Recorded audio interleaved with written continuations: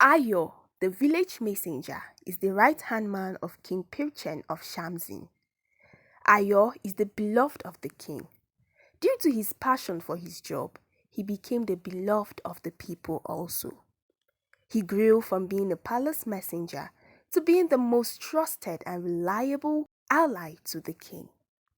The position of a messenger in Shamsin is a revered one and is as mighty as that of the crown prince.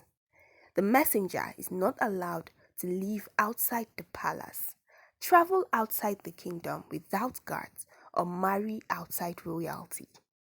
The king enjoys the company of Ayo, and as such, Ayo does his job diligently and returns to the palace early enough so the king does not feel his absence. One day, Ayo went out to pass an information to the villagers about the market day approaching in a couple of days. He walked round the village with smiles and praises of the hard-working people of Shamsin, and the people showered him with praises in return. He passed by the Olorifu's compound, just by the window which leads to the backyard. Ayo sighted a very beautiful maiden with a very long hair. The length of her hair was close to her waistline, which made it obvious for the eyes. Ayo kept following her, pretending to be disseminating information sent by the king for the villagers. He followed her until he lost sight of her. He noticed that she walked into a compound, and after a little asking around, he was told that she is the daughter of Salami's widow. Ayo went back to the palace, and the thoughts of the beautiful maiden filled his mind. After a while, Ayo went into the village and waited in front of Salami's compound. And since it was his lucky day, the young maiden didn't keep him waiting as she soon approached the exit door of her compound. Ayo, with a determined heart, said this opportunity will not pass him by. "Hi, I am Ayo, the king's messenger. I really want to get to know you." The maiden replied, "Hello, I am Chanchini, an ordinary maiden of Tamsin Kingdom." She said this in a bid to remind Ayo that he has no future with her and he is meant for royalty. He then promised to come take her for a walk the next day. Chanchini was very excited and she shared the news with her friend. The following day, Ayo was at Salami's compound and he took Chanchini for a walk as promised, an outing that soon became a routine. Ayo was excited that he couldn't keep it away from the king. One day, during their usual conversations, Ayo said to the king, "I have found the woman I want to spend the rest of my life with." The king was excited, then his excitement didn't last after Ayo told him that she was not of royal blood. The king became furious and forbade Ayo from seeing or spending time with Chanchini. A command Ayo disobeyed and continued seeing the woman after his heart secretly. A couple of weeks later, the king fell ill and the villagers had lost hope.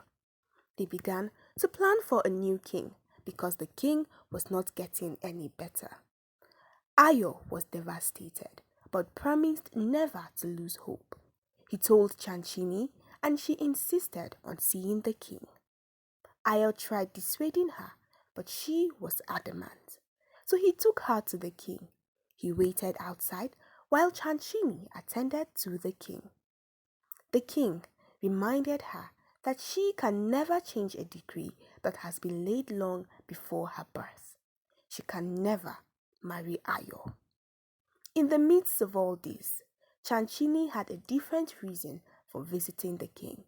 And when the king saw that she was not saying anything about his refusal for her to marry Ayo, he ordered Ayo to come and take her away from his presence. Weeks went by, but the king wasn't getting better. Different medicines, different herbal doctors and magicians, but the king was still not getting better. One day, when Ayo secretly came to see Chanchini, she dragged him to the side and giving him something, she said, "Ayo, take this herbal concoction and give it to the king to drink. I got these plants myself. After seeing the king's condition, and I used weeks to prepare it, give it to the king, and if God so will, he will get the healing he desires. Ayo was shocked at Chanchini's offer, but since he wants the king to feel better, he took it and gave it to him. After a few hours, the king was back on his feet, and when he inquired where Ayo had gotten the medication from, he said Chanchini gave it to him. The king, now ashamed of himself, asked that Chanchini be brought before him. When she came, he apologized, and as his way of appreciating her for restoring his health, the king made a decree saying that there will be no more segregation in Shamsin between the rich and poor. Royalty or not, they are all one and can marry whomever they chose.